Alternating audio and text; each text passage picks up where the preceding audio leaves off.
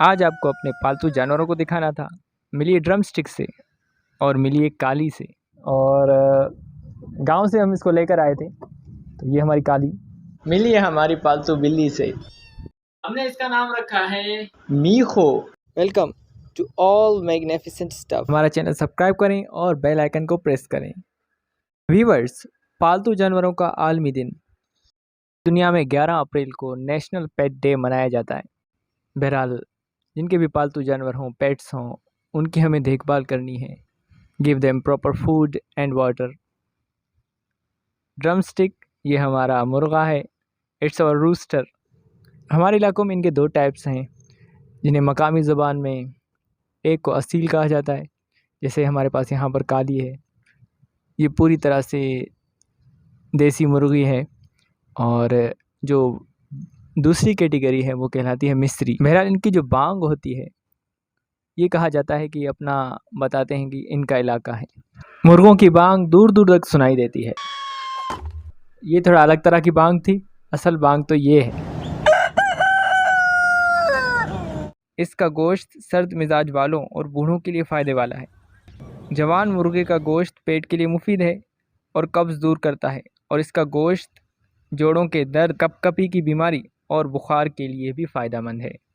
Friends, فارمی جانوروں کے بجائے اس حلال جانور کا گوشت کھانا اچھا ہوتا ہے جو آزادی سے چرتا اور دانے وغیرہ چگتا ہو۔ دیسی مرغی کا گوشت غذائی سے بھرپور ہوتا ہے۔ دیسی مرغی کے گوشت کا فائدہ یہ ہے کہ اس سے میموری تیز ہوتی ہے، یادداشت تیز، اور پیٹ کے درد کے لیے بھی فائدہ مند ہے۔ ہمارے گھر والے بھی ان کا بہت خیال کرتے ہیں، اور ڈرم سٹک یہ چھوٹا سا چوزا تھا، اب جا کر یہ جوان ہو گیا ہے۔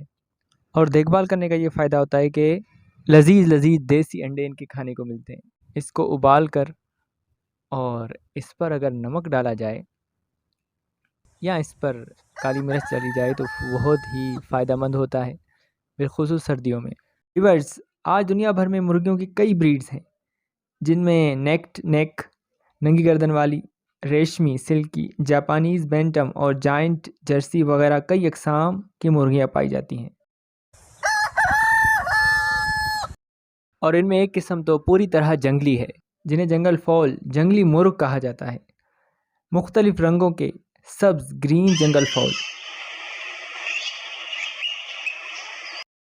رنگ برنگی قسم کا جنگلی مرغ ہے، اور سرمئی گرے جنگل فاؤل بھی قابل تعریف ہوتا ہے، اور اس طرح سرخ ریڈ جنگل فاؤل۔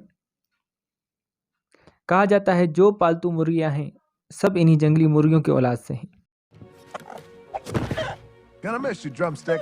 ٹوٹلی، آپ نے مرغیاں پالی ہوں گی، اپنے تجربات اور آپ کے پالتو جانور ہیں ان کے یادگار نام مجھے کامنٹس کیجیے۔ ویڈیو اچھی لگی ہو تو please share and comment. Thank you for watching.